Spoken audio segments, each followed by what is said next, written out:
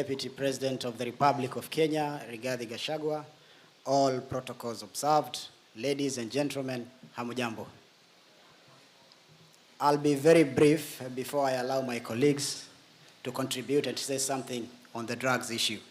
Your Excellency, I've been in the forefront fighting drugs in my other career when I was a journalist, and have been highlighting a lot of issues. I'm very happy because this is the first time that we are having such an event in Mombasa County.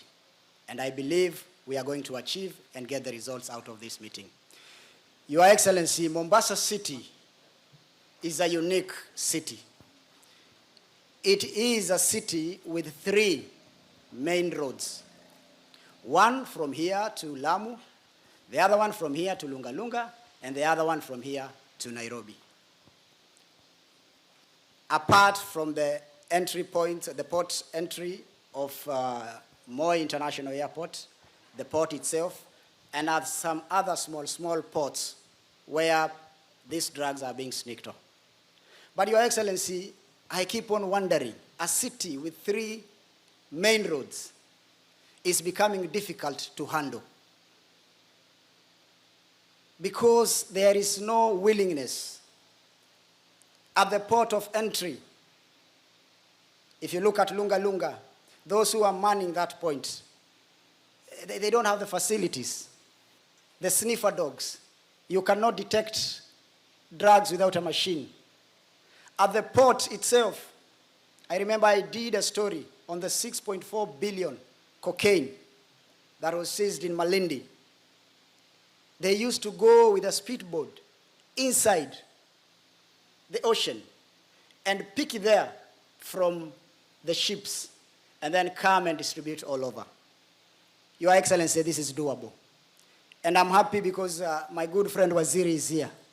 The beauty with the two, the PS and Waziri Internal Security, they are quiet men. They don't talk, but they walk, they talk. And we have seen what they have done all over the country. And Your Excellency, it is easy to win this war if we connect the dots of intelligence by listening and acting. Amongst ourselves are good officers. In every market, Waswahili wanasema, kila soko haikosi mwenda wazimu. We might have small officers, a few numbers, who are not willing to play along and make sure that we protect this country. Look at Singapore and Malaysia. I am a member of parliament, but there's a day I went there for benchmarking. And I started shaking 10 minutes to the landing because of the document that they give it to you and tell you that if you are arrested with even 1 roll of marijuana, it's life imprisonment. In other countries, you will be hanged. I will quote Malcolm X. This is for you, Professor. Malcolm X said, sometimes we have to pick up the gun to put the gun down. In this case, we have to pick up the gun to put the drugs down. And we are not going to complain. Whether they will be killed, whether they will be hanged, we want this generation, the coming generation, to enjoy their lives. Today, Your Excellency, you will be visiting Nyali constituency. Of course, you are in Nyali constituency, but you will be going to another ward called Freer Ward. It is clean. It is the base and hub of those addicts. But today it is clean because you are coming. If you leave today in the evening, more than 1,000 will be there. Nakada should pull up their socks. I've heard you saying about some areas in Mombasa. That is your own opinion, Paul. You need to ask us, the leaders, and we will tell you where the problem is. You haven't mentioned Nyali, Mkomani, Shauri Yako, Majengo Mapya. You haven't mentioned where I have problem. And now, we had a problem of hard drugs. Now, we have another problem coming in big time. The liquor issue. This is the only county that operates, that the bars are allowed to sell alcohol 6 in the morning when children are going to school. There's an area called Bamburi Vescon in Nyali. Bars are operating 24 hours. There is a law in this country, and the laws must be adhered to. Children are no longer going to school. They are getting inside there. That is why you see we have a lot of issues. Vijana na mapanga, Kibokoni, Nyali, Likoni, Kisauni, everywhere.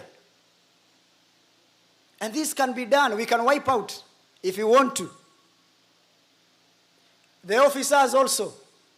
You know, I'm an officer myself.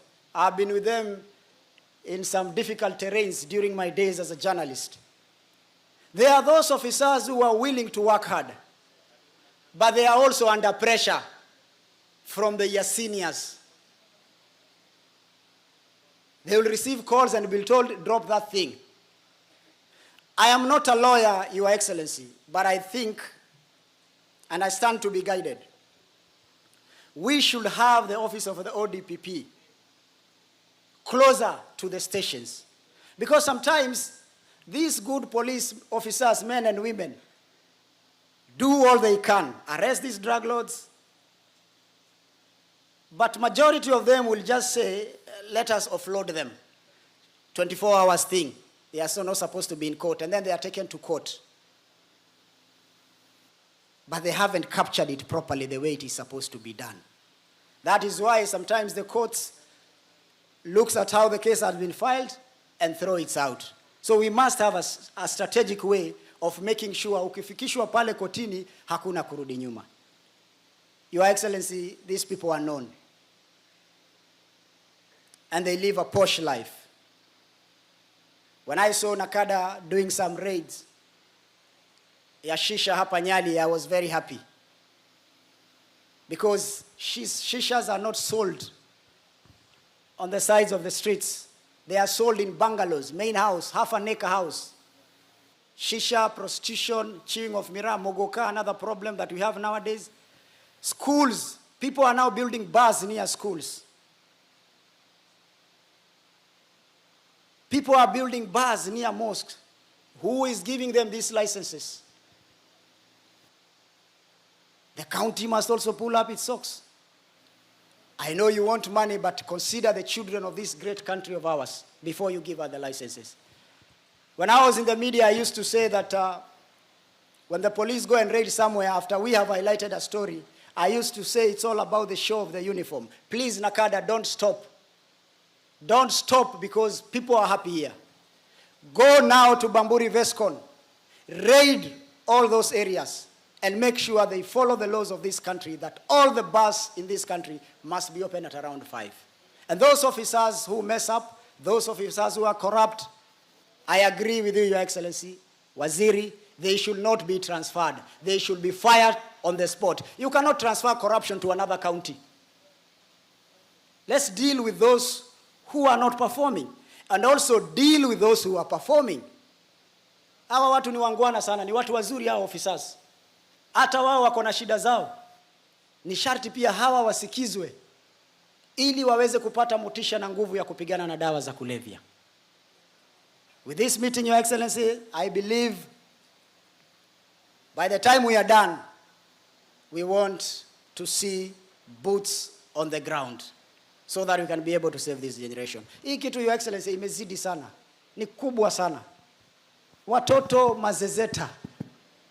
You see a young man sleeping while standing in the streets of Mombasa, and he can't fall.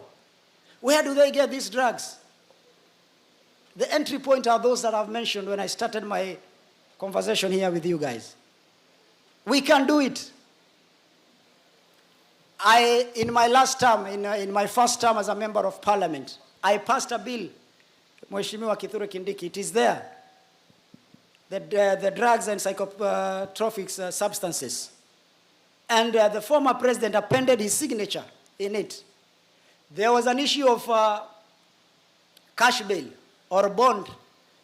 You arrest a drug baron with cocaine worth 300 million. He gets a bond of 500,000. He can afford. But now we have changed. We have given you the opportunity to share their property. We have given you the opportunity that if they write any property under their children, you take it, because there is no class 6 boy or a Form 1 boy who can afford a bungalow worth 100 million. Take it. It belongs to the government of Kenya. Turn those houses into rehabilitation centers and heal the nation. I am an angry man. because I know what the drugs have done to my people. And this